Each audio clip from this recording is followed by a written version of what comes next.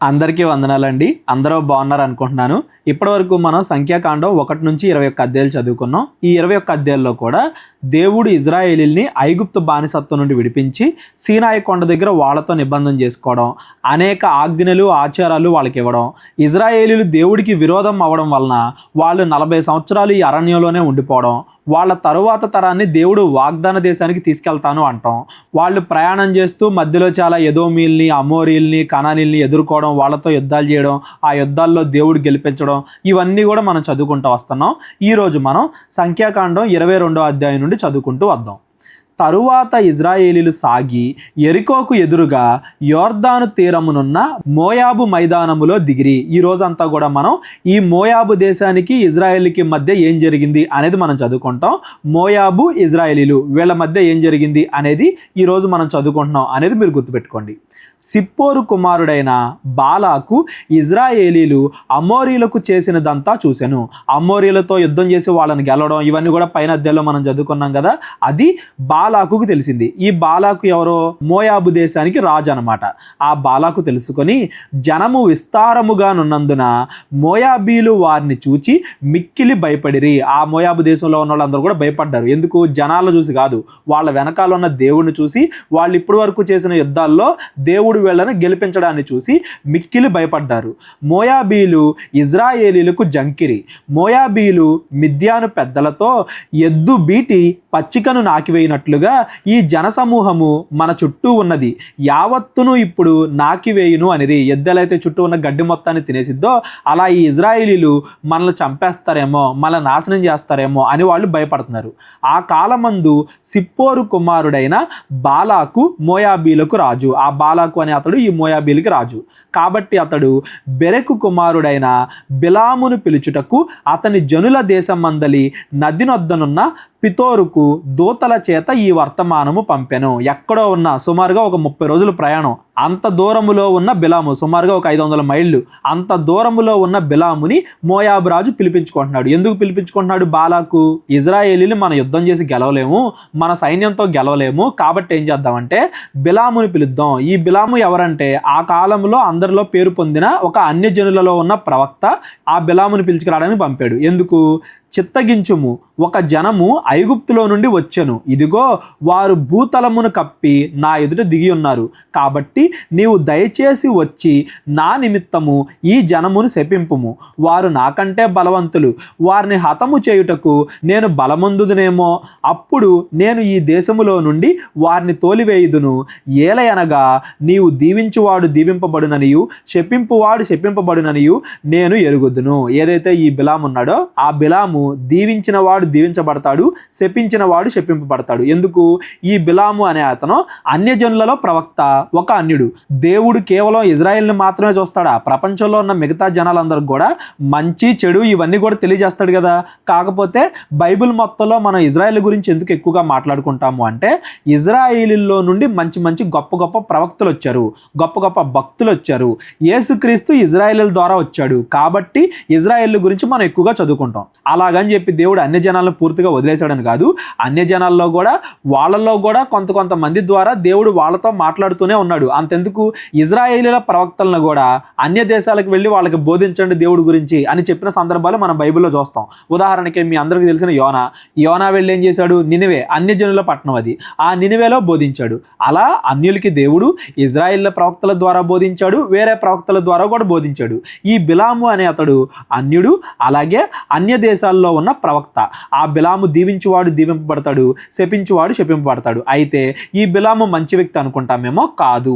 ఈ బిలాముకున్న బలహీనత ఏంటంటే లోకంపై ఆశ, డబ్బుపై ఉండే ఆశ మనుషుల్ని నరకానికి తీసుకెళ్ళిద్ది అనేదాన్ని ఈ బిలాము ద్వారా మనం గమనించవచ్చు.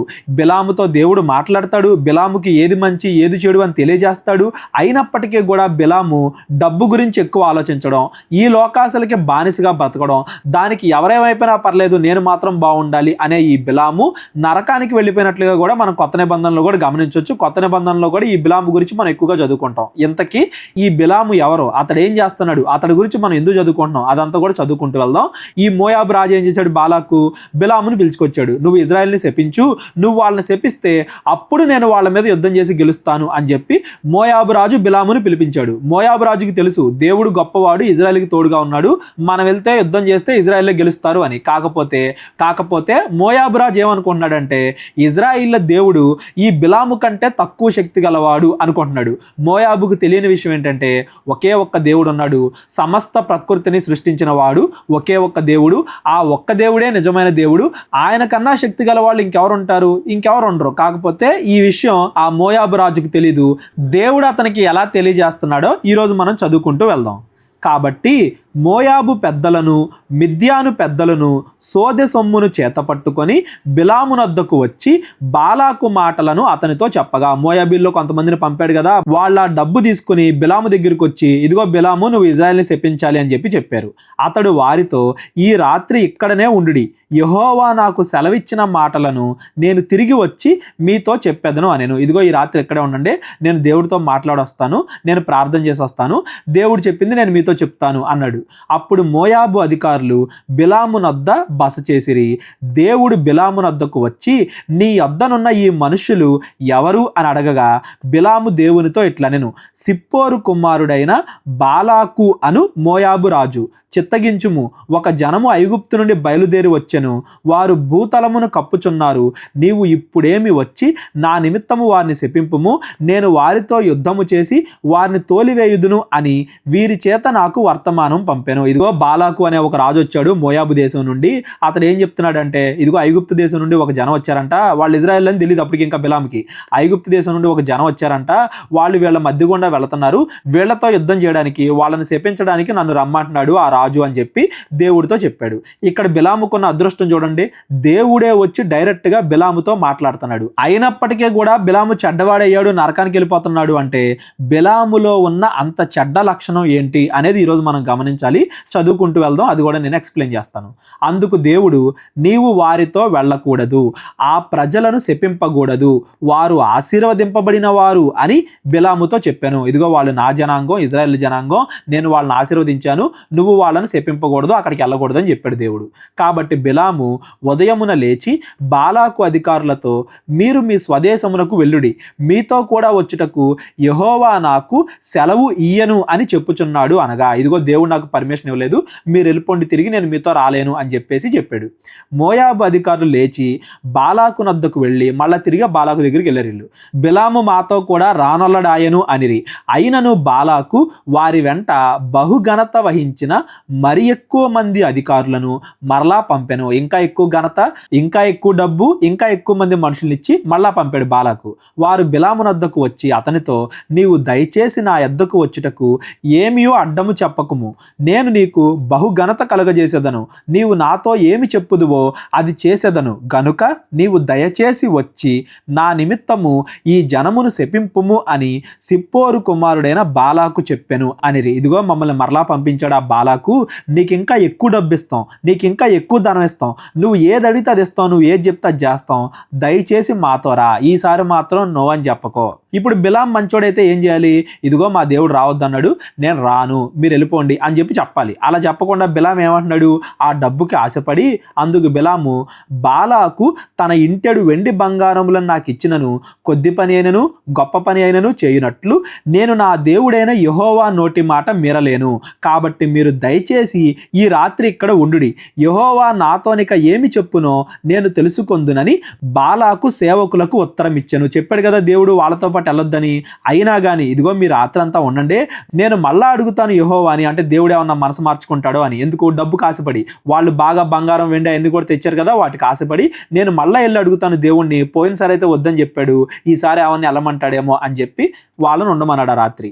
ఆ రాత్రి దేవుడు బిలామునొద్దకు వచ్చి ఆ మనుషులు నిన్ను పిలువ వచ్చిన ఎడల నీవు లేచి వారితో వెళ్ళుము. ఇంకా బిలాము వింటలేదు కాబట్టి దేవుడు అటు మోయాబీలకి ఇటు బిలాముకి ఇద్దరికి కూడా ఒక పాఠం నేర్పించాలి. శపించాలనుకుంటున్నాడు. కాబట్టి ఇదిగో వాళ్ళు వచ్చారు కాబట్టి నువ్వు వెళ్ళు, అయితే నేను నీతో చెప్పిన మాట చొప్పునే నీవు చేయవలెను అని అతనికి సెలవిచ్చాను. నువ్వు వెళ్ళు కానీ నేను చెప్పిందే చెయ్యి, వాళ్ళు చెప్పినట్టుగా చేయకు, శపించడానికి కాదు నువ్వు వెళ్ళేది అని చెప్తున్నాడు. ఉదయమున బిలాము లేచి తన గాడిదకు గంత కట్టి మోయాబు అధికారులతో కూడా వెళ్ళాను. దేవుడు ఏం చెప్పాడు? ఇదిగో నువ్వు వెళ్ళు, కాకపోతే వాళ్ళని శపించడానికి కాదు, నేను చెప్పినట్టుగా చేయడానికి అని చెప్పి దేవుడు చెప్తే ఇక్కడ బిలాం ఏమనుకున్నాడు? వెళ్దాం, వెళ్ళి వాళ్ళని శపించేద్దాం, అప్పుడు వీళ్ళు ఇచ్చే బంగారం వెండి అన్ని కూడా నాకు వస్తాయి కదా, బాగా ధనం వస్తుంది కదా అని చెప్పి బిలాం అనుకున్నాడు. కాబట్టి అతడు వెళ్ళుచుండగా దేవుడి కోపము రగులుకొనెను. యెహోవా దూత అతనికి విరోధి అయి త్రోవలో నిలిచెను. దేవుడు ఒక దేవదూతను పంపించాడు బిలాముకి బుద్ధి చెప్పడానికి. అతడు తన గాడిదను ఎక్కిపోవుచుండగా అతని పనివారు ఇద్దరు అతనితో కూడా ఉండిరి. యెహోవా దూత ఖడ్గము దూసి చేత పట్టుకొని త్రోవలో నిలిచి ఉండుట ఆ గాడిద చూచెను గనుక అది త్రోవను విడిచి పొలములోనికి పోయెను. బిలాము గాడిదను దారికి మలుపవలెనని దాన్ని కొట్టగా యెహోవా దూత ఇరుపక్కలను గోడలు గల ద్రాక్ష తోట సందులో నిలిచెను. ఆ దేవదూత వచ్చింది కదా అని చెప్పి గాడిద ఏం చేసింది? పొలంలోకి వెళ్ళిపోయింది. అప్పుడు బిలాం ఏం చేశాడు? దాన్ని కొట్టాడు. బిలాముకు తెలియదు కదా, అతడేమో బిజీగా ఉన్నాడు. ఇదిగో నేను ఇంకా గొప్ప అయిపోతాను, నేను బాగా ధనవంతుడు అయిపోతాడని కలలుగంటా ఉన్నాడు. ముందున్న ఆపదను కూడా చూడాల. గాడిద కూడా చూసింది, దేవుడు కోపం వచ్చింది, ఇదిగో దూతను పంపించాడు, ఈ బిలామును చంపేస్తాడు అని. కానీ బిలాము చూడలేకపోయాడు, ఎందుకంటే డబ్బు ఆశతో తన కళ్ళు మూసుకుపోయినాయి కాబట్టి. యెహోవా దూత ఇరుపక్కలను గోడలు గల ద్రాక్ష తోటలో నిలిచెను. గాడిద యెహోవా దూతను చూచి గోడ మీద పడి బిలాము కాలును గోడకు అదిమెను గనుక అతడు దాన్ని మరలా కొట్టెను. యెహోవా దూత ముందు వెళ్ళుచు కుడికైనను ఎడమకైనను తిరుగుటకు దారి లేని ఇరుకు చోటును నిలవగా గాడిద యెహోవా దూతను చూచి బిలాముతో కూడా కింద కూలబడెను గనుక బిలాము కోపము మండి తన చేతి కర్రతో గాడిదను కొట్టెను. మరలా ఇప్పటికి 3 సార్లు కొట్టాడు. గాడిదేమో బిలామును రక్షిద్దామని చూస్తుంది, బిలామేమో డబ్బాస్తో కళ్ళు మూసుకుపోయి ఉన్నాడు, ముందున్న ఆపదను గుర్తించలేకపోయాడు, మరలా పైగా గాడిదను కొడుతున్నాడు. అప్పుడు యెహోవా ఆ గాడిదకు వాక్కునిచ్చెను. ఆ గాడిదకి దేవుడు మాట్లాడే శక్తి ఇచ్చాడు. గనుక అది నీవు నన్ను ముమ్మారు కొట్టితివి, నేను నిన్ను ఏమి చేసి తిని అని బిలాముతో అనగా బిలాము నీవు నా మీద తిరగబడితివి, నా చేత ఖడ్గము ఉన్న ఎడల నిన్ను చంపియుందును అని గాడిదతో అనెను. అంత కోపం, డబ్బు పైన ఆశ, ఈ మత్తులో అసలు గాడిద ఎలా మాట్లాడుతుంది అని ఆశ్చర్యం కూడా కలగలేదు. చూడండి, బిలాముకి గాడిద మాట్లాడుతుంది, ఏదో జరుగుతుంది అని కూడా ఆలోచించకుండా ఆ కోపంతో ఇదిగో నా చేతిలో ఖడ్గం ఉంటే నిన్ను చంపేసేవాడిని అని చెప్పేసి గాడిదతో అంటున్నాడు. అందుకు గాడిద నేను నీ దాననైనది మొదలుకొని నేటి వరకు నీవు ఎక్కుచూ వచ్చిన నీ గాడిదను కానా, నేను ఎప్పుడైనా నీకిట్లు చేయుట కద్దా అని బిలాముతో అనగా నేను ఎప్పుడైనా నీకు ఇలా చేశానా, నువ్వు ఎప్పటి నుంచో నా మీద ఎక్కుతున్నావు, నేను ఎప్పుడైనా ఇలా చేశానా, లేదు అనెను. అంతలో యెహోవా బిలాము కన్నులు తెరిచెను గనుక దూసిన ఖడ్గము చేత పట్టుకొని త్రోవలో నిలిచి ఉన్న యెహోవా దూతను అతడు చూచి తల వంచి సాష్టాంగ నమస్కారము చేయగా. ఇక్కడ మీరు ఆలోచించండి, దేవుడు గాడిదకు కూడా నోరిచ్చి మాట్లాడించగలడు. ప్రవచనాలు చెప్పాలన్నా శపించాలన్నా దేవుడు గాడిదతో కూడా చేయించగలడు. ఏదో బిలాము మారతాడేమో, బిలాము వల్ల వేరే వాళ్ళు మారతారేమో అని దేవుడు ప్రవక్తగా బిలామును వాడుకుందాము అనుకుంటే బిలామేమో డబ్బు మీద ఆశతో గర్వంతో దేవుడు చెప్పిన మాటకే ఎదురెళ్తున్నాడు. ఒకవేళ దేవుడు చంపించాలనుకుంటే బిలాము ఎప్పుడో చచ్చిపోయేవాడు. కాకపోతే దేవుడు బిలాముకి బుద్ధి చెప్దాం అనుకుంటున్నాడు. అది ఎలా చెప్పించాడు? మొట్టమొదటిగా తన గాడిద ద్వారా చెప్పించాడు. ఇప్పుడు యెహోవా దూత ద్వారా చెప్పిస్తున్నాడు. యెహోవా దూత ఈ ముమ్మారు నీ గాడిదను ఎలా కొట్టితివి, ఇదిగో నేను నీ ఎదుట నీ నడత విపరీతమైనది గనుక నేను నీకు విరోధినై బయలుదేర వచ్చి తిని. నీ నడత విపరీతమైనది అంటే నువ్వు ఇంకా డబ్బు ఆశలో బాగా మునిగిపోతున్నావు, దేవుడు చెప్పిన మాటకి ఎదురెళ్తున్నావు, ఇజ్రాయెల్ని శపించాలి అని నీ మనసులో అనుకుంటున్నావు. అలా నీ మనసు విపరీతమైనది, నీ నడత విపరీతమైనది కనుక నేను నీకు విరోధనై వచ్చాను. ఆ గాడిద నన్ను చూచి ఈ ముమ్మారు నా ఎదుట నుండి తొలగెను, అది నా ఎదుట నుండి తొలగని ఎడల నిశ్చయముగా నేను అప్పుడే నిన్ను చంపి దాని ప్రాణమును రక్షించి ఉందునని అతనితో చెప్పాను. ఇదిగో ఆ గాడిద నిన్ను రక్షిస్తుంది, ఎందుకు దాన్ని కొడుతున్నావు అని చెప్తున్నాడు. దీని ఉద్దేశం ఏంటంటే గాడిద ద్వారా రక్షిస్తుంది దేవుడే, గాడిద ద్వారా బుద్ధి చెప్తుంది దేవుడే బిలాముకి. అలాగే యెహోవా దూత ద్వారా బిలాముపై దేవుడికి వచ్చిన కోపాన్ని చూపిస్తుంది కూడా దేవుడే. ఇక్కడ బిలాముని చంపాలి అని కాదు, ఒకవేళ ఇలాగే ప్రవర్తిస్తే చచ్చిపోతావు అని హెచ్చరించడానికి దేవుడు ఇదంతా కూడా చేశాడు అనేది మనకు అర్థం అవ్వాలి. అందుకు బిలాము నేను పాపము చేసి తిని నీవు నాకు ఎదురుగా త్రోవలో నిలుచుట నాకు తెలిసినది కాదు, ఇదిగో నా కళ్ళు మూసుకుపోయిన డబ్బు ఆశతో నాకు తెలిసింది కాదు, కాబట్టి ఈ పని నీ దృష్టికి చెడ్డదైతే నేను వెనకకు వెళ్ళెదను అని యెహోవా దూతతో చెప్పగా, యెహోవా దూత, నీవు ఆ మనుషులతో కూడా వెళ్ళుము, అయితే నేను నీతో చెప్పు మాటయే గాని మరి ఏమీ పలకకూడదని బిలాముతో చెప్పాను. నువ్వు వెనక్కి వెళ్ళటం కాదు, వాళ్ళతో పాటు వెళ్ళు, ఎందుకంటే నిన్ను ఉపయోగించుకుని నేను ఆ మోయాబీలందరూ కూడా బుద్ధి చెప్తాను, నువ్వు వెళ్ళు. కాకపోతే ఇజ్రాయెల్ని శపించాలని నీ మనసులో అనుకోవద్దు. అలా శపించాలి అని నీ మనసులో అనుకున్నావంటే నేను నిన్ను శిక్షిస్తాను, నువ్వు చచ్చిపోతావు. నేను చెప్పినట్టుగా వినడానికి, నేను చెప్పినట్టుగా మాట్లాడడానికి నువ్వు వెళ్ళాలి కానీ ఆ మోయాబీలకి బుద్ధి చెప్పడానికి నువ్వు వెళ్ళాలి కానీ ఇజ్రాయెల్ని శపించడానికి కాదు, డబ్బు పైన ఆశతో కాదు అనేది దేవుడు ఇక్కడ చెప్తున్నాడు. అప్పుడు బిలాము బాలాకు అధికారులతో కూడా వెళ్ళాను. బిలాము వచ్చినని బాలాకు విని ఆ పొలిమేరల చివరనున్న అర్నోను తీరమందలి మోయాబు పట్టణం వరకు అతన్ని ఎదుర్కొన బయలు వెళ్ళగా రాజే బిలాముని ఎదుర్కోవడానికి వస్తున్నాడు. బాలాకు బిలాముతో, నిన్ను పిలుచుటకు నేను నీ యొద్దకు దూతలను పంపితిని గదా, నా యొద్దకు నీ వేళ రాకపోతివి, నిన్ను గనపరచుటకు నేను సమర్థుడను కానా అనెను. అందుకు బిలాము, ఇదిగో నీ యొద్దకు వచ్చి తిని, అయిననేమి, ఏదైనాను చెప్పుటకు నాకు శక్తి గలదా, దేవుడు నా నోట పలికించు మాటయే పలికెదను అని బాలాకుతో చెప్పాను. నాదేం లేదు, దేవుడు ఏ మాట అయితే చెప్తాడో అదే నేను పలకగలను అని చెప్పి బాలాకుతో చెప్పాడు. అప్పుడు బిలాము బాలాకుతో కూడా వెళ్ళాను. వారు కిరియత్ హుచ్చోతుకు వచ్చినప్పుడు బాలాకు ఎడ్లను గొర్రెలను బలిగా అర్పించి కొంత భాగము బిలాముకును అతని యొద్దనున్న అధికారులకు పంపెను. మరునాడు బాలాకు బిలామును తీసుకొని పోయి బయలు యొక్క ఉన్నత స్థలముల మీద నుండి జనులను చివరి వరకు చూడవలెనని అతనిని అచ్చోట ఎక్కించెను. ఈ బాలాకు, ఈ మోయాబీలేమో బయల్ని దేవతగా పూజిస్తారు. బయలు అనేది ఆ మోయాబీల యొక్క విగ్రహం. దీని గురించి మనం పాత నిబంధనలో చాలా చోట్ల చదువుకుంటాం. కనానీయుల, మోయాబీల, ఆ చుట్టుపక్కల ఉన్న వాళ్ళ విగ్రహం అనేది మీరు గుర్తుపెట్టుకోండి. దాన్ని పూజించే ఆ కొండ మీదకి ఈ బాలాముని తీసుకెళ్లి ఇజ్రాయెల్ అందరినీ కూడా చూపిస్తున్నాడు మోయాబు రాజు. చూపించి ఏం చెప్తున్నాడు? సంఖ్యాకాండం 23వ అధ్యాయం. అప్పుడు బిలాము, ఇక్కడ నేను బలి అర్పించుటకు 7 బలిపీఠములను కట్టించి ఇక్కడ 7 కోడెలను 7 పొట్టేళ్లను సిద్ధపరచుమని బాలాకుతో చెప్పాను. బిలాము చెప్పినట్లు బాలాకు చేయగా బాలాకును బిలామును ప్రతి బలిపీఠం మీద 1 కోడెను 1 పొట్టేలును దహన బలిగా అర్పించిరి. మరియు బిలాము బాలాకుతో, దహన బలిగా అర్పించారు అంటే అక్కడున్న బయలుదేవత కాకుండా బిలాము దేవుడికి, యెహోవా దేవుడికి బలి అర్పించాడు అని దాని అర్థం. బలిపీఠం మీది నీ దహన బలి యొద్ద నిలిచి ఉండుము, నేను వెళ్ళెదను. ఒకవేళ యెహోవా నన్ను ఎదుర్కొనునేమో, ఆయన నాకు కనబరుచున్నది నీకు తెలియజేసేదనని చెప్పి మెట్ట ఎక్కెను. నువ్వు ఈ దహన బలి దగ్గరే ఉండు, నేను కొండపైకి వెళ్ళొస్తాను, దేవుడు నాతో ఏం చెప్తాడో చూస్తాను అన్నాడు. అంటే ఏంటి? ఇంకా ఆశ చచ్చిపోలా బిలాముకి. ఇప్పుడైనా వీళ్ళని శపించమంటాడేమో, వీళ్ళని శపిస్తే నాకు ధనం వస్తుందేమో అనే ఆలోచనలోనే ఉన్నాడు బిలాము. దేవుడు బిలాముకు ప్రత్యక్షము కాగా అతడు, నేను 7 బలిపీఠములను సిద్ధపరిచి ప్రతి దాని మీదను 1 కోడెను 1 పొట్టేలును అర్పించితనని ఆయనతో చెప్పగా యెహోవా ఒక మాట బిలాము నోట ఉంచి, నీవు బాలాకునొద్దకు తిరిగి వెళ్ళి ఇట్లు చెప్పుము అనెను. అందుకు బాలాకునొద్దకు తిరిగి వెళ్ళినప్పుడు అతడు మోయాబు అధికారులందరితో తన దహన బలి యొద్ద నిలిచి ఉండెను. అప్పుడు బిలాము ఉపమాన రీతిగా ఇట్లనెను. బాలాకు ఎందుకు పిలిచాడు బిలాముని? ఇజ్రాయెల్ని శపించడానికి. కానీ బిలాం ఇక్కడికి వచ్చి ఏం చేస్తున్నాడు? యెహోవాకు బలి అర్పిస్తున్నాడు. యెహోవా తన నోట ఏ మాటలు ఉంచాడో ఆ మాటలే చెప్తున్నాడు. దేవుడు చెప్పమన్న మాటలే చెప్తున్నాడు. ఏంటా మాటలో చూద్దాం. ఆరాము నుండి బాలాకు, తూర్పు పర్వతముల నుండి మోయాబు రాజు నన్ను రప్పించి, రమ్ము నా నిమిత్తము యాకోబును శపింపుము, రమ్ము ఇజ్రాయేలును భయపెట్టవలెను అనెను. ఏమని శపింపగలను? దేవుడు శపింపలేదే. ఏమని భయపెట్టగలను? దేవుడు భయపెట్టలేదే. మెట్టల శిఖరము నుండి అతన్ని చూచుచున్నాను, కొండల నుండి అతన్ని కనుగొనుచున్నాను. ఇదిగో ఆ జనము ఒంటిగా నివసించును, జనములలో లెక్కింపబడరు. మిగతా అన్యజనులకు వాళ్ళు వేరుగా ఉంటారని దాని అర్థం. జనములలో లెక్కింపబడరు. యాకోబు రేణువులను ఎవరు లెక్కింపగలరు? ఇజ్రాయేలు 4వ పాలును ఎవరు లెక్క పెట్టగలరో? ఇజ్రాయేల్ అందరినీ లెక్క పెడతాం కాదు కదా, అందులో ఉన్న 1 భాగాన్ని కూడా లెక్క పెట్టలేరు. నీతిమంతుల మరణము వంటి మరణము నాకు లభించునుగాక, నా అంత్యదశ వారి అంత్యదశ వంటిది అగునుగాక అనెను. అంటే ఇజ్రాయేల్ వైపు దేవుడున్నాడు. వాళ్ళు ఎంత గొప్ప జీవితాన్ని అనుభవిస్తారో, వాళ్ళు ఎంత గొప్ప మరణాన్ని పొందుకుంటారో అలాంటిదే నాకు కూడా వస్తే బాగుండు అని అందరూ కూడా అనుకుంటారు ఇజ్రాయేల్ని చూసి అని చెప్పి బిలాము దీవిస్తున్నాడు. బాలాకేమో వాళ్ళని శపించడానికి పిలిచాడు. బిలాముని. బిలామేమో వాళ్ళని దీవిస్తున్నాడు. అంతటా బాలాకు బిలాముతో, నీవు నాకేమి చేసితివి?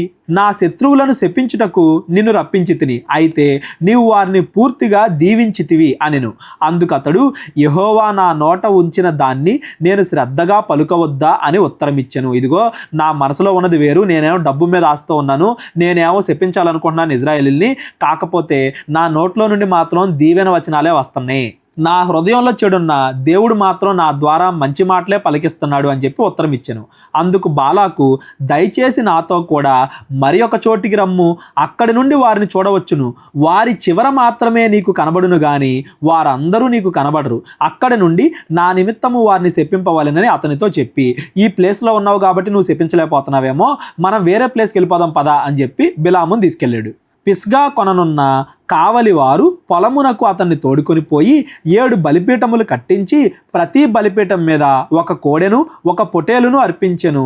అతడు, నీవు ఇక్కడ నీ దహన బలి వద్ద నిలిచి ఉండుము, నేను అక్కడ యెహోవాను ఎదుర్కొందునని బాలాకుతో చెప్పగా, ఇదిగో నువ్వు దహన బలి దగ్గర ఉండు, నేను వెళ్ళి మళ్ళీ అడుగొస్తా దేవుణ్ణి, ఈసారన్నా దేవుడు శపింపమంటాడేమో, ఇంకా డబ్బు మీద ఆశపోలా బిలాముకి, ఈసారన్నా శపించమంటాడేమో, నేను వెళ్ళి అడుగొస్తా దేవుణ్ణి అని చెప్పి వెళ్తున్నాడు బిలాము.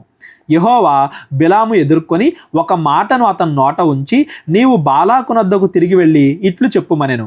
అతడు బాలాకునొద్దకు వెళ్ళినప్పుడు అతడు తన దహన బలి యొద్ద నిలిచి ఉండెను. మోయాబు అధికారులను అతని యొద్ద ఉండిరి. బాలాకు యెహోవా ఏమి చెప్పెను అని అడగ్గా బిలాము ఉపమాన రీతిగా ఇట్లనెను. మళ్ళా ఇప్పుడు దేవుడు ఏం చెప్పిస్తున్నాడు బిలాముతో, బాలాకు లేచి వినుము, సిప్పోరు కుమారుడా చెవియొగ్గి నా మాట ఆలకించుము, దేవుడు అబద్ధమాడుటకు ఆయన మానవుడు కాదు, పశ్చాత్తాపపడుటకు ఆయన నరపుత్రుడు కాదు, ఆయన చెప్పి చేయకుండునా. నాలాగా దేవుడు మాట మార్చేవాడు కాదు కదా, అబద్ధాలు చెప్పేవాడు కాదు కదా, డబ్బు కోసం ఆశపడి పశ్చాత్తాపడేవాడు కాదు కదా, చెప్పిన మాట మీద నిలబడతాడు దేవుడు. బిలాములాగా పదపద్దాకా దేవుడు మాట మార్చేయుడు. ఆయన మాట ఇచ్చి స్థాపింపక ఉండునా. ఇదిగో దీవించమని నాకు సెలవాయను, ఆయన దీవించెను, నేను దాన్ని మార్చలేను. నా మనసులో ఒకటి ఉంది, ఇజ్రాయెల్ని శపిస్తే నువ్వు నాకు డబ్బు ఇస్తావేమో అని నేను అనుకుంటున్నా, కాకపోతే దేవుడు మాత్రం నా నోటి ద్వారా దీవెన వచనాలే వచ్చేలా చేస్తున్నాడు, నేను దాన్ని మార్చలేను. ఆయన యాకోబులో ఏ దోషము కనుగొనలేదు, ఇజ్రాయేల్లో ఏ వంకరతనము చూడలేదు. అతని దేవుడైన యెహోవా అతనికి తోడై ఉన్నాడు. నిజమైన దేవుడు యెహోవా దేవుడు ఇజ్రాయేలుకి తోడున్నాడు కాబట్టి వాళ్ళని శపించలేను, నేను వాళ్ళని ఏం చేయలేను అని చెప్పి బిలాము చెప్తున్నాడు. రాజు యొక్క జయధ్వని వారిలో ఉన్నది, దేవుడు ఐగుప్తులో నుండి వారిని రప్పించెను, గురుపోతు వేగము వంటి వేగము వారికి కలదు. నిజముగా యాకోబులో మంత్రము లేదు, ఇజ్రాయేల్లో శకునము లేదు. ఆయా కాలమందు దేవుని కార్యములు యాకోబు వంశస్థులకు ఇజ్రాయేళ్లకు తెలియజెప్పబడును. ఇజ్రాయేలుకి విగ్రహారాధన చేద్దన్నాడు దేవుడు, ఇజ్రాయేల్ శకునాలు చూడొద్దన్నాడు, మంత్రాలు వద్దన్నాడు. ఇజ్రాయేల్లో ఏ దోషము లేదు, వాళ్ళని శపించనివ్వట్లేదు దేవుడు, నన్ను వాళ్ళని దీవించమని చెప్తున్నాడు అని చెప్తున్నాడు. ఇదిగో ఆ జనము ఆడసింహము వలె లేచును, అది సింహము వలె నిక్కి నిలుచును, అది వేట తిని చంపబడిన వాటి రక్తము తాగు వరకు పండుకొనదు. ఎవరో కూడా ఆ ఇజ్రాయేలీల మార్గాన్ని, వాళ్ళ ప్రయాణాన్ని ఆపలేరు, ఎందుకంటే దేవుడు వాళ్ళకి తోడున్నాడు కాబట్టి అని చెప్పి బిలాము చెప్తున్నాడు. అంతటా బాలాకు, నీవు ఏమాత్రము వారిని శపింపవద్దు దీవింపవద్దు అని బిలాముతో చెప్పగా, అయ్యా బాబు నిన్నేమో శపించమని నేను పిలిస్తే నువ్వేమో దీవిస్తున్నావు, నువ్వు శపించొద్దు దీవించొద్దు. బిలాము, యెహోవా చెప్పినదంతయు నేను చేయవలనని నీతో నేను చెప్పలేదా అని బాలాకుకు ఉత్తరం ఇయ్యగా, నేనేం చేయనయ్యా, దేవుడు నాకేం చెప్తున్నాడో నేను అదే చేస్తున్నాను, దేవుడు నా నోటి ద్వారా దీవెన వచనాలే పలికిస్తున్నాడు, నేనైతే నువ్వు ఇచ్చే డబ్బుకు ఆశపడ్డాను, కాకపోతే దేవుడు నా ద్వారా ఇలాగే చేస్తున్నాడు, నేనేం చేయను అని చెప్పి ఉత్తరం ఇచ్చాడు. బాలాకు, నీవు దయచేసి రమ్ము, నేను వేరొక చోటికి నిన్ను తోడుకొని పోయేదను, అక్కడి నుండి నా నిమిత్తము నీవు వారిని శపించుట దేవుడి దృష్టికి అనుకూలమగునేమో అని బిలాముతో అనగా, ఇంకో ప్లేస్కి వెళ్దాం పదా అని చెప్పి ఇంకో ప్లేస్కి తీసుకెళ్తున్నాడు. బాలాకు ఎడారికి ఎదురుగానున్న పెయోరు శిఖరమునకు బిలామును తీసుకొని పోయిన తరువాత బిలాము, ఇక్కడ నాకు 7 బలిపీఠములు కట్టించి ఇక్కడ 7 కోడెలను 7 పొట్టేళ్లను సిద్ధపరచుమని బాలాకుతో చెప్పాను. బిలాము చెప్పినట్లు బాలాకు చేసి ప్రతి బలిపీఠం మీద ఒక కోడెను ఒక పొట్టేలును అర్పించెను. ఇక్కడ కూడా యెహోవాకు బలి అర్పించారు. ఇక్కడైనా కానీ దేవుడు మనసు మార్చుకుంటాడేమో, ఇక్కడైనా ఇజ్రాయెల్ని శపించమని చెప్తాడేమో, ఎక్కడైనా నేను డబ్బు సంపాదించుకోవచ్చేమో అని బిలాము ఇంకా దురాశతోనే ఉన్నాడు అనేది మనకు అర్థం అవ్వాలి. సంఖ్యాకాండం 24వ అధ్యాయం.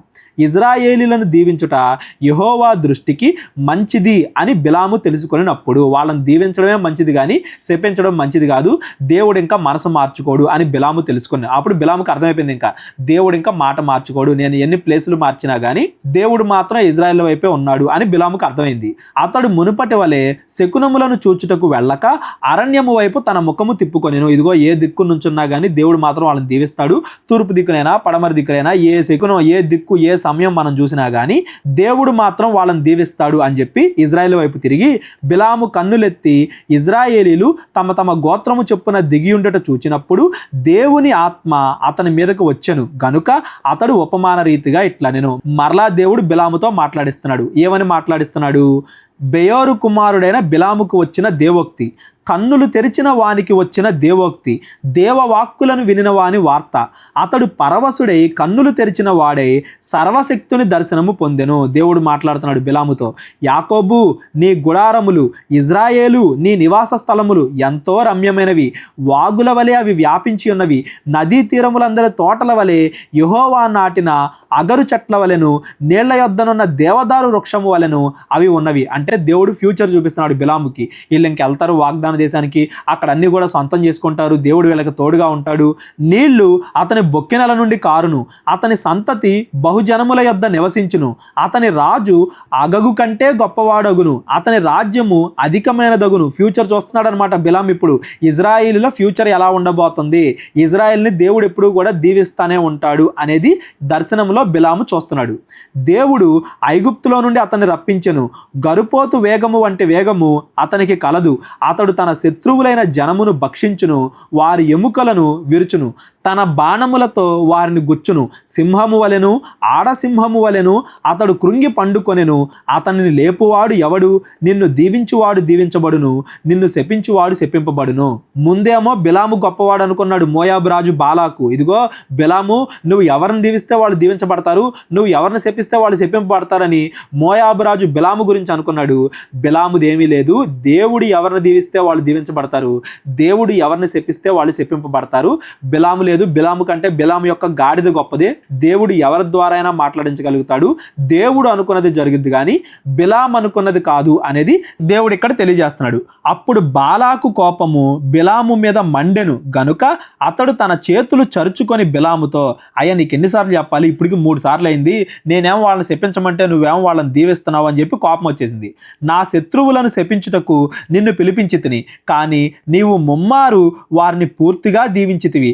కాబట్టి ఇప్పుడు నీ చోటికి వేగముగా వెళ్ళుము, నేను నిన్ను మిక్కిలి ఘనపరచదనని చెప్పి తిని గాని యెహోవా నీవు ఘనత పొందకుండా ఆటంకపరిచెను. ఇదిగో నేను నిన్ను బీభత్సంగా ధనవంతుని చేద్దాం అనుకున్నాను, నీకు బాగా డబ్బిద్దాం అనుకున్నాను, నీకు కావాల్సినది ఇద్దాం అనుకున్నాను, కానీ యెహోవానే నీ దేవుడే నువ్వు గొప్పవాడు అవ్వకుండా ఆపేస్తున్నాడు అన్నట్టుగా బిలాముతో చెప్తున్నాడు. బిలాముకు కూడా ఆశ ఉంది కదా డబ్బు మీద, బిలాము కూడా అలాగే ఆలోచిస్తున్నాడు కదా. అందుకు బిలాము బాలాకుతో, బాలాకు తన ఇంటెడు వెండి బంగారములను నాకు ఇచ్చినను నా ఇష్టము చొప్పున మేలైనను కీడైనను చేయుటకు యెహోవా సెలవిచ్చిన మాటను మీరలేను. ఇదిగో నా ఇష్టం వేరు, యెహోవా ఇష్టం వేరు.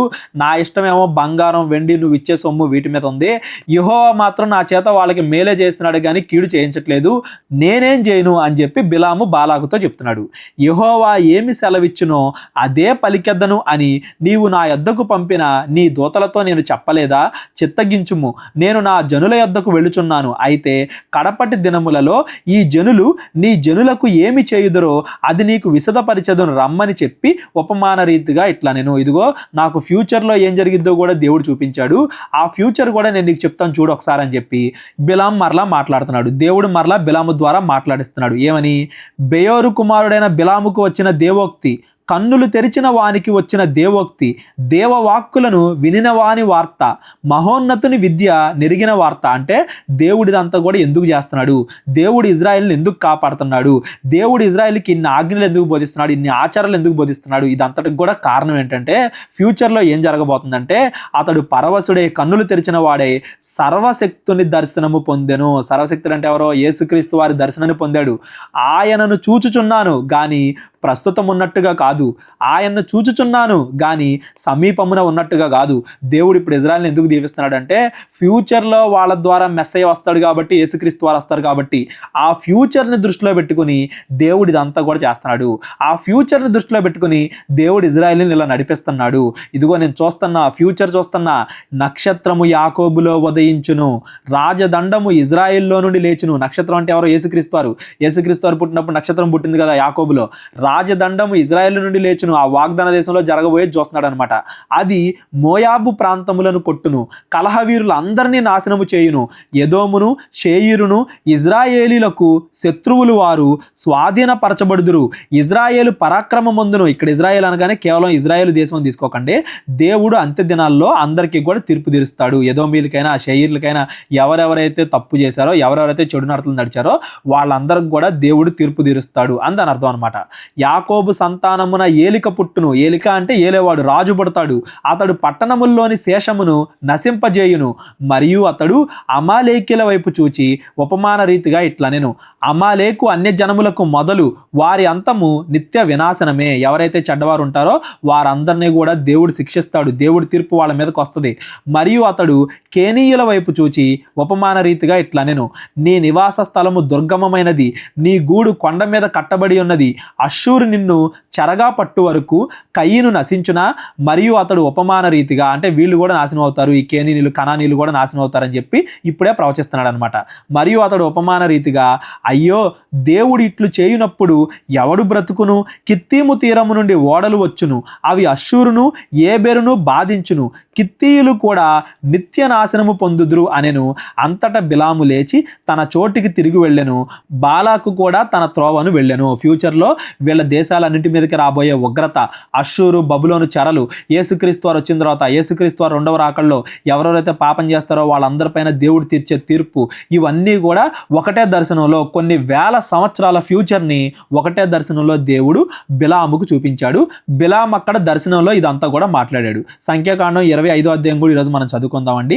ఇదంతా అయిపోయిన తర్వాత ఈ అధ్యాయాల్లో ఉన్న భావం మనం ఏం నేర్చుకోవాలి అనేది నేను చెప్తాను. అసలు బిలాము ద్వారా దేవుడు ఇవన్నీ కూడా ఎందుకు మాట్లాడిస్తున్నాడు అనేది కూడా నేను చెప్తా. బిలాము ఎంత ట్రై చేసినా కానీ వాళ్ళని శపించలేకపోయాడు, వాళ్ళని దీవించాడు. ఇంకా బాలాకు వెనక్కి వెళ్ళిపోయాడు. ఇజ్రాయేలీలు షిత్తీములో దిగి ఉండగా, అంటే వీళ్ళు మోయాబు దేశానికి ఇంకా దగ్గరగా వచ్చారు, షిత్తీములో దిగి ఉండగా ప్రజలు మోయాబు రాండతో వ్యభిచారము చేయసాగిరి. ఇజ్రాయేల్ ఎప్పుడైతే మోయాబు దేశానికి దగ్గరగా వచ్చారో ఇజ్రాయేళ్ల ప్రజలు మోయాబు స్త్రీలతో వ్యభిచారం చేస్తున్నారు. మనం మిగతా అధ్యాయాలు కూడా చదివితే ఈ బిలాము వెళ్ళిపోయే ముందు డబ్బు కాసపడి, ఇదిగో నేను ఎలాగో దీవించలేకపోతున్నాను ఎందుకంటే దేవుడు వాళ్ళకి తోడున్నాడు, దేవుణ్ణి వాళ్ళకి దూరం చేస్తేనే మనం ఇజ్రాయేల్ని గెలవగలం. దేవుణ్ణి వాళ్ళకి ఎలా దూరం చేయాలి అంటే ఇజ్రాయేలీలు పాపం చేస్తే దేవుడు అప్పుడు వాళ్ళకి తీర్పు తీరుస్తాడు, అప్పుడు దేవుడు వాళ్ళకి దూరం అవుతారు. కాబట్టి ఇజ్రాయేలీలు పాపం చేసేలాగా మీరు చెయ్యండి. ఇజ్రాయేలీల దగ్గరికి మీ స్త్రీలను పంపించి మీ స్త్రీలతో వాళ్ళు వ్యభిచారం చేసేలాగా చేయండి. వాళ్ళు పాపం చేసినప్పుడు దేవుడు వాళ్ళని శిక్షిస్తాడు, దేవుడు వాళ్ళకి దూరం అవుతాడు, అప్పుడు మీరు అనుకున్న జరిగిద్ది అని చెప్పి బిలాము ఒక చెత్త ఐడియా ఆ బాలాకుకి ఇచ్చేసి వెళ్తాడు వెళ్ళేటప్పుడు. ఎందుకు? బిలాం ఇంకా ఆస్తోనే ఉన్నాడు కదా, డబ్బు గర్వం ఈ ఆస్తో ఉన్నాడు కాబట్టి, లోకాశలు కావాలి అనే ఆస్తో ఉన్నాడు కాబట్టి వాటి కోసం ఒక ఐడియా, ఇజ్రాయిల్ దగ్గర నుంచి దేవుడిని ఎలా దూరం చేయాలి, దేవుడే ఇజ్రాయిల్ని శిక్షించేలాగా ఎలా చేయాలి అని చెప్పి వ్యభిచారము అనే ఒక ఐడియా ఇస్తాడు. బాలాకు కూడా ఏం చేస్తాడు? తన ప్రజల్లో అందమైన స్త్రీలను ఇజ్రాయిల్ దగ్గరికి పంపిస్తాడు. అక్కడ ఇజ్రాయేలీలు మోయాబు స్త్రీలతో వ్యభిచారము చేసిరి. ఆ స్త్రీలు తమ దేవతల బలులకు ప్రజలను పిలవగా వీరు వెళ్ళి భోజనము చేసి వారి దేవతలకు నమస్కరించిరి. అంటే కేవలం వ్యభిచారమే కాదు, విగ్రహారాధన కూడా ఇజ్రాయేలీకి అలవాటు చేశారు. ఎందుకు? ముందు వ్యభిచారంలో కూరుకుపోయారు కదా, ఆ స్త్రీలు ఏదైతే చెప్పారో ఇజ్రాయేలీల్లో ఆ వ్యభిచారానికి లొంగిపోయిన వాళ్ళు అదే చేసుకుంటూ వెళ్ళారు. అట్లు ఇజ్రాయేలీలు బయల్పయోరుతో కలుసుకొనినందున వారి మీద యెహోవా కోపము రగులుకొనెను. వీళ్ళు ఇలా విగ్రహారాధన చేస్తున్నారు కాబట్టి దేవుడి కోపం వచ్చింది, ఇప్పుడు దేవుడే వాళ్ళని శిక్షిస్తున్నాడు. అంటే బిలాము ఐడియా వర్కౌట్ అయింది. అప్పుడు యెహోవా మోషేతో ఇట్లా నేను, నీవు ప్రజల అధిపతులందరినీ తోడుకొని యెహోవా సన్నిధిని సూర్యునికి ఎదురుగా వారిని ఉరితీయుము, అప్పుడు యెహోవా కోపాగ్ని ఇజ్రాయేలీల మీద నుండి తొలగిపోవునని చెప్పాను. యెహోవా కోపాగ్ని అంటే దేవుడు ఏం చేస్తాడంటే తెగులు, వ్యాధులు రప్పించి ఇజ్రాయేల్ అందరూ కూడా ఒక్కొక్కరుగా చనిపోయేలా చేస్తున్నాడు. యెహోవా మహాకోపాగ్ని ఇజ్రాయెల్ మీద నుండి వెళ్ళిపోవాలి అంటే ఎవరెవరైతే వ్యభిచారం విగ్రహారాధన పాపం చేశారో వాళ్ళందరినీ కూడా ఉరితీయి అప్పుడు ఈ తెగులు మీ మీద నుండి వెళ్ళిపోద్ది అని చెప్పేసి దేవుడు మోషేతో చెప్తున్నాడు. కాబట్టి మోషే ఇజ్రాయేలీల న్యాయాధిపతులను పిలిపించి మీలో ప్రతి వాడును బయల్పయోరుతో కలుసుకొనిన తన వంశముల్లో వారిని చంపవలెను అని చెప్పెను. ఇదిగో మోషే కన్నుల ఎదుటను ప్రత్యక్షపు గుడారం యొక్క ద్వారమునొద్ద ఏడ్చుచుండిన ఇజ్రాయేలీల సర్వ సమాజం యొక్క కన్నుల ఎదుటను ఇజ్రాయేలీల్లో ఒకడు తన సహోదరుల యొద్దకు ఒక మిద్యాను స్త్రీని తోడుకొని వచ్చెను. మోషే కన్నుల ఎదుట ఇజ్రాయేల్ అందరి ఎదుటికి ఒకడు ఇజ్రాయేలీల్లో ఒకడంట ఏం చేశాడు, మిద్యాను స్త్రీని తీసుకొని వచ్చాడు. యాజకుడైన అహరోను మనువడు ఎలియాజరు కుమారుడైన ఫినెహాసు అది చూచి సమాజము నుండి లేచి ఈటెను చేత పట్టుకొని పడక చోటికి ఆ ఇజ్రాయేలీని వెంబడి వెళ్ళి ఆ ఇద్దరిని అనగా ఆ ఇజ్రాయేలీని ఆ స్త్రీని కడుపులో గుండా దూసుకొని పోవునట్లు పొడిచెను. అప్పుడు ఇజ్రాయేలీలో నుండి ఆ తెగులు నిలిచిపోయాను. ఈ ఫినెహాసు ఎలియాజరు ప్రధాన యాజకుడి యొక్క కుమారుడైన ఈ ఫినెహాసు ఏం చేశాడంటే ఎవరైతే అలా వ్యభిచారం చేశారో వాళ్ళల్లో ఒకడిని ఆ మోయాబు స్త్రీని వాళ్ళిద్దరిని కూడా చంపాడు. మోషే ఆజ్ఞాపించినట్టు మిగిలిన న్యాయాధిపతులు కూడా ఎవరెవరైతే వ్యభిచారం విగ్రహారాధన చేశారో దేవుడికి వ్యతిరేకమయ్యారో వాళ్ళందరినీ కూడా చంపేయడం వల్ల ఆ తెగులు ఏదైతే దేవుడు ఆ వ్యాధి రప్పించాడో ఆ తెగులు నిలిచిపోయింది. ఇప్పటికే అంటే ఆ తెగులు వెళ్ళిపోయేసరికి 24,000 మంది ఆ తెగులు చేత చనిపోయిరి. వీళ్ళందరూ కూడా వ్యభిచారం దేవుడు చెప్పిన ఆజ్ఞలకి వ్యతిరేకంగా ప్రవర్తించడం వల్ల ఆ విగ్రహారాధన వ్యభిచారంలో కూరుకుపోవడం వల్ల చనిపోయిన వాళ్ళు. ఇక్కడ ఈ ఫినెహాసు గురించి కూడా మనం గమనించాలండి.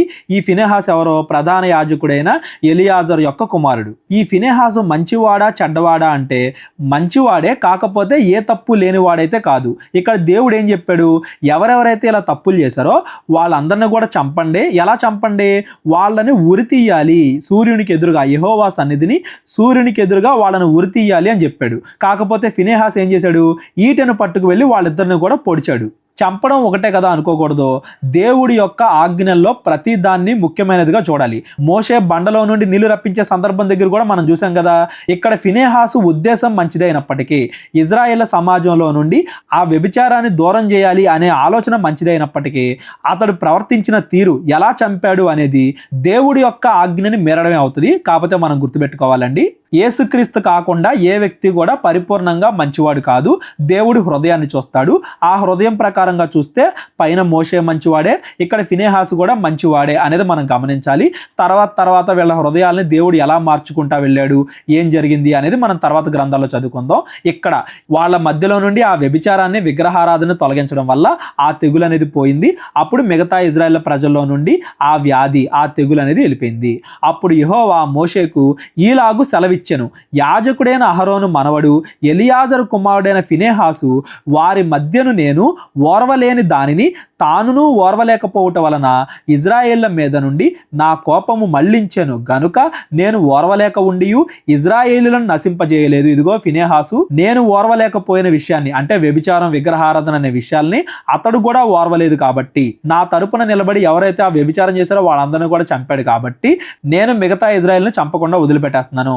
కాబట్టి నీవు అతనితో ఇట్లనుము, అతనితో నేను నా సమాధాన నిబంధన చేయుచున్నాను, అది నిత్యమైన యాజక నిబంధనగా అతనికిని అతని సంతానమునకును కలిగి ఉండును. ఎలా అయితే అహరోను తర్వాత ఎలియాజర్ నాయకుడయ్యాడో ప్రధాన యాజకుడయ్యాడో, ఎలియాజర్ తర్వాత ఫినెహాసు ప్రధాన యాజకుడు అవుతాడు. ఈ ఫినెహాసు ద్వారా నా నిబంధన నేను స్థిరపరుస్తాను. ఫినెహాస్ తర్వాత ఫినెహాస్ సంతానం, ఇలాగా ఎవరెవరైతే దేవుడి యొక్క ఆలోచనలకి దగ్గరగా ఆలోచిస్తున్నారో అలాంటి వాళ్ళని నేను ఏర్పాటు చేసుకుంటాను. ఈ ఫినెహాసుని నేను ఆశీర్వదిస్తాను. ఎలయనగా అతడు తన దేవుని విషయమందు ఆసక్తి గలవాడే ఇజ్రాయేలు నిమిత్తము ప్రాయశ్చిత్తము చేసెను. చంపబడిన వాని పేరు జిమ్రి. అతడు షిమ్యోనీలలో తన పితరుల కుటుంబమునకు ప్రధాని అయిన సాలు కుమారుడు. చంపబడిన స్త్రీ పేరు కొజ్బి, ఆమె సూరు కుమార్తె. అతడు మిద్యానీయులలో ఒక గోత్రమునకును తన పితరుల కుటుంబమునకును ప్రధాని అయి ఉండెను. ఆ మిద్యానీయుల్లో ఒక ప్రధాన కుటుంబానికి చెందిన ఒక వ్యక్తి, ఈ సూరు అనే వ్యక్తి తన కూతుర్నే, ఆ కొజ్బి అనే తన కూతుర్నే వ్యభిచారం చేయడానికి పంపించాడు. ఎందుకంటే ఇజ్రాయేలీలు వ్యభిచారం చేస్తేనే దేవుడు వీళ్ళని శిక్షిస్తాడు అనే ఆలోచనతోటి. మరియు యెహోవా మోషేకు ఇలాగు సెలవిచ్చెను, మిద్యానీయులు తమ తంత్రముల వలన మీకు బాధకులై ఉన్నారు, వారిని బాధ పెట్టి హతము చేయుడి. వారు తంత్రములు చేసి పెయోరు సంగతిలోను తెగులు దినమందు పెయోరు విషయములో చంపబడిన తమ సహోదరియు మిద్యానీల అధిపతి కుమార్తె అయిన కొజ్బీ సంగతిలోను మిమ్మును మోసపుచ్చిరి. ఇదిగో మిద్యానీయులు మిమ్మల్ని వ్యభిచారానికి విగ్రహారాధనకి దగ్గర చేస్తున్నారు కాబట్టి ఆ మిద్యానీయుల్ని మీరు హతం చేయండి, వాళ్ళతో యుద్ధం చేసి వాళ్ళని ఓడించండి, నేను మీకు తోడై ఉంటాను అని దేవుడు చెప్తున్నాడు. దేవుడు ఎక్కడా కూడా ఇజ్రాయెల్ని కావాలని ఏ దేశం మీదకి కూడా యుద్ధం చేయమని పంపించాల. అయితే ఇజ్రాయేల్ దేశం మీదకి ఎవరైతే యుద్ధం చేయాలని వస్తున్నారో, ఇజ్రాయేల్ని ఓడించాలని ఎవరైతే కోరుకుంటున్నారో వాళ్ళందరిపైన కూడా దేవుడు తీర్పు తీరుస్తున్నాడు అనేది మనం ఇక్కడ గుర్తుపెట్టుకోవాలి. ఇజ్రాయేల్కి తెలియకుండానే దేవుడు ఇజ్రాయేల్ని కాపాడుతున్నాడు. బిలాము వాళ్ళని శపిద్దామని చూసినా కానీ దేవుడు బిలాము ద్వారా వాళ్ళని దీవించాడు అనేది మనం గమనించాలి. ఈ రోజు కూడా మనకు తెలియకుండా ఎన్నో పెద్ద పెద్ద సమస్యల నుండి దేవుడు మనల్ని కాపాడతాడు. అవన్నీ మనకు తెలియకపోవచ్చు, కానీ దేవుడు మనల్ని ఎప్పటికే కాపాడుతూనే ఉంటాడు అనే విషయాన్ని మనం గుర్తుపెట్టుకొని దేవుణ్ణి కీర్తించాలి. ఈ అధ్యాయాల్లో మనం గుర్తించాల్సిన మొట్టమొదటి విషయం అదే. మనకి తెలియకుండానే దేవుడు అనేక శ్రమల నుండి మనల్ని కాపాడుతూ ఉంటాడు అనేది మొదటి విషయం. ఇకపోతే రెండో విషయం ఏంటంటే, దేవుడు మనల్ని కాపాడినా మనకొచ్చే శ్రమలు మనం చేసిన పాపాల వల్లే వస్తాయి. దేవుడు ఇక్కడ ఇజ్రాయేలుని ఆ బిలాము విషయంలో కాపాడుతూనే ఉన్నా కానీ ఇజ్రాయేలీలు తమకు తాము వ్యభిచారం చేసి దేవుడి ఉగ్రతను వాళ్ళ మీదకు తెచ్చుకున్నారు. తాము చేసిన పాపాల వల్లే తాము కష్టాలు అనుభవిస్తారు. మనం దేవుడికి విరోధంగా బతకడం వల్ల, మనం చేసిన పాపాల వల్ల చాలా వరకు మనం కష్టాలు అనుభవిస్తాం. అంతేగాని అవి దేవుడు మనకి పెట్టేవి కాదు, మనం చేసుకున్న వాటికే మనం అనుభవిస్తున్నాం. దేవుడు అంతకన్నా ఎంతో పెద్ద పెద్ద కష్టాల నుండి మనల్ని మనకి తెలియకుండానే రక్షిస్తూ ఉంటాడు. మనం పాపం చేసి కావాలని కష్టాలను కొని తెచ్చుకోకూడదు అనేది మనం గుర్తుపెట్టుకోవాలి. పాపం చేసి కష్టం తెచ్చుకుని మళ్ళీ దేవుడికి ప్రార్థన చేసి ఆ కష్టాన్ని పోగొట్టుకోవడం ఇదంతా ఎందుకు? అసలు ముందే పాపం చేయకుండా ఉంటే, దేవుడికి విధేయులుగా విశ్వాసంతో బతికితే దేవుడు ఆ కష్టం మన దగ్గరికి రాకుండానే, దేవుడు అసలు మనకి తెలియకుండానే ఆ కష్టాన్ని ఆపేస్తాడు కదా. దేవుడి మీద విశ్వాసం కలిగి ఉండాలి. కావాలని మనం పాపం చేసి కష్టాలను కొని తెచ్చుకోకూడదు అనేది ఈ అధ్యాయాల నుండి మనం నేర్చుకోవాల్సిన రెండో విషయం. ఇకపోతే మూడో విషయం ఏంటంటే, అబద్ధ ప్రవక్తల గురించి జాగ్రత్తగా ఉండాలి. దేవుడిచ్చే బహుమానాలని, ఇప్పుడు చూడండి, ఈ బిలాము ఉన్నాడు, దేవుడు అతనితో మాట్లాడుతున్నాడు, దేవుడు అతనికి దర్శనాలు చూపిస్తున్నాడు. ఇంత గొప్ప అర్హతని లోకాసుల వల్ల అతడు పాడు చేసుకున్నాడు. ఇజ్రాయెల్ లాగా దేవుడి వాక్యం పూర్తిగా తెలియకపోయినప్పటికీ, దేవుడి లక్షణాలు పూర్తిగా తెలియకపోయినప్పటికీ, ఎంతైనా దేవుడు మాట్లాడుతున్నాడు, మంచిగా మార్చుకోవాలని ప్రయత్నించాడు కదా, అప్పుడు మంచిగా మారొచ్చు కదా. అయితే డబ్బు మీద ఆశతో, లోకం మీద ఆశతో, అధికారం మీద ఆశతో, గర్వంతో బిలాము చెడ్డవాడిగా మనకి ఇక్కడ కనబడుతున్నాడు. తర్వాత ఇజ్రాయెల్ ప్రజలు వ్యభిచారంలో పడిపోవడానికి ముఖ్య కారకుడిగా బిలాము నిలిచాడు. అంటే దేవుడి ప్రజలు పాడైపోయినా పర్లేదు, వాళ్ళు నాశనం అయిపోయినా పర్లేదు, నేను మాత్రం డబ్బు సంపాదించుకోవాలి అనే ఆలోచనతో ఈ బిలాము ఉన్నాడు. ఇలాంటి అబద్ధ ప్రవక్తలు ఈ కాలంలో చాలా మంది ఉన్నారు. విశ్వాసులు నరకానికి వెళ్ళిపోయినా పర్లేదు, విశ్వాసులు లోకాసుల దగ్గరికి వెళ్ళిపోయినా పర్లేదు, మీరు డబ్బు సంపాదించుకోవడానికి దేవుడి దగ్గరికి రండి, మీకు అద్భుత కార్యాలు చూపిస్తాను, ఆశ్చర్య కార్యాలు చూపిస్తానని చెప్పి ప్రజల్ని మోసం చేస్తూ, ప్రజల్ని దేవుడికి విరోధంగా, లోకానికి దగ్గరగా నరకానికి నడిపించే ఈ బిలాము లాంటి అనేక మంది అబద్ధ ప్రవక్తలు నేటి కాలంలో కూడా ఉన్నారు అనేది మనం గమనించాలి. నూనెను ఆశీర్వదించి అమ్ముకోవడం, క్యాలెండర్లను ఆశీర్వదించి అమ్ముకోవడం, కచ్చీఫులను ఆశీర్వదించి అమ్ముకోవడం, తాము డబ్బు సంపాదించుకోవడానికి ప్రజలు నరకానికి వెళ్ళిపోయినా పర్లేదు అనే అబద్ధ ప్రవక్తల్ని మనం గుర్తించాలి. అలాంటి వాళ్ళకి మనం దూరంగా ఉండాలి. ఒకవేళ మన హృదయం మంచిదైతే దేవుడే మనల్ని మంచి మార్గంలో నడిపించుకుంటాడు అన్నట్టుగా ఈ ఫినెహాసును చూసి కూడా మనం నేర్చుకోవాలి. మన హృదయం మంచిదైతే మనల్ని మంచి మార్గంలో దేవుడు నడిపిస్తాడు. మనలో ఎంతో కొంత చెడు ఉంటే ఆ చెడుని పోగొట్టుకునేలాగా కూడా దేవుడే మనకి సహాయం చేస్తాడు. ముందు అసలు దేవుడి కోసం నిలబడాలి అనే ఆలోచన మనం కలిగి ఉండాలి అనేది ఈ ఫినెహాసును చూసి మనం నేర్చుకోవాలి. ఈ రోజు మనం చదువుకున్న 22, 23, 24, 25 ఈ 4 అధ్యాయాల్లో కూడా ఇజ్రాయేలీలకి మోయాబీలకి మధ్య ఏం జరిగింది, బాలాకు, బిలాము, ఫినెహాసు వీళ్ళందరి గురించి ఈరోజు మనం చదువుకున్నాం. సంఖ్యాకాండం 26వ అధ్యాయం నుండి రేపొద్దున మనం చదువుకుందాం. ఈ రోజు మనం చదువుకున్న దాంట్లో ఎవరికైనా కానీ ఏదన్నా అర్థం కానట్లయితే డిస్క్రిప్షన్లో నా నెంబర్ ఉంటుంది, కాల్ కానీ వాట్సాప్ కానీ చేయండి. అందరికీ వందనాలు.